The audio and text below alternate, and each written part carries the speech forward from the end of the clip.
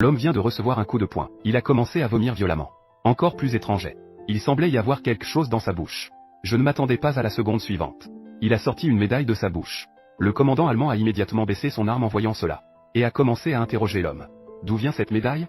Mais à ce moment-là, une cloche a soudainement sonné. Le lieutenant a alors réalisé que sa montre de poche avait disparu. Et l'homme a étonnamment sorti la montre. J'ai sorti la montre de poche. Le lieutenant voulait juste la récupérer. Mais l'homme a esquivé habilement. Il a ensuite sauté dans un puits. Lorsque le lieutenant est allé vérifier, j'ai vu une main tendue. Quelques personnes l'ont rapidement tiré hors du puits. Ils ont prévu de le corriger sévèrement. Mais l'homme a soudainement pointé derrière eux. Il s'est avéré qu'au moment où le lieutenant l'a tiré, l'homme a remis la montre à gousset sur son corps. Ensuite, sous les yeux de tous les soldats, il a commencé à faire des tours de passe-passe. L'homme a rapidement offert un spectacle captivant, faisant rire tout le monde. Seul le commandant n'a pas été impressionné, et a continué à mordre dans une pomme. Ce à quoi personne ne s'attendait, c'est que l'homme a sorti une grenade. Il a même osé en mordre un morceau. Les soldats ont paniqué en voyant cela. Ils ont encerclé l'homme avec leurs armes. Dès qu'un homme bouge un peu, il se fait cribler de balles. Mais l'homme ne panique pas, et commence à jongler avec des grenades. Puis, profitant de la confusion des soldats, il se faufile dans une vieille cabane. Alors que les soldats s'apprêtent à fouiller, l'homme surgit soudainement. Il lui a aussi mis un seau en bois sur la tête. Tel un poulet sans tête. Il court dans tous les sens. Le lieutenant voulait juste le reprendre. Même l'officier adjoint s'approche curieusement. D'où vient cette médaille?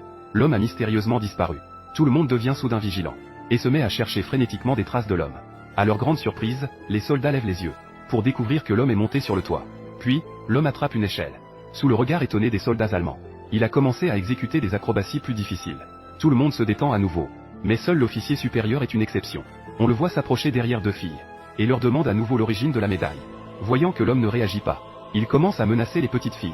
Il s'avère que l'homme est le capitaine de l'unité soviétique. Ils viennent juste de capturer un colonel allemand, et ont trouvé sur lui cette médaille. Les soldats allemands cruels ont déchaîné leur colère sur deux petites filles. Pour sauver deux innocentes, l'homme a alors commencé à faire des acrobaties, attirant ainsi toute l'attention des soldats allemands. À ce moment-là, pour la vie des petites filles, le corps de l'homme commença à pencher en avant de sauter du toit. Et alors que les soldats le voyaient sauter, tout le monde s'est précipité pour voir. Même le chef a abandonné les filles. Vient vérifier si l'homme est vraiment mort. Mais quand il se retourna, les deux petites filles avaient déjà été sauvées. Il vient de réaliser que quelque chose ne va pas. Prêt à ordonner aux soldats de se rendre, il est abattu d'une balle. Puis les tirs deviennent plus intenses.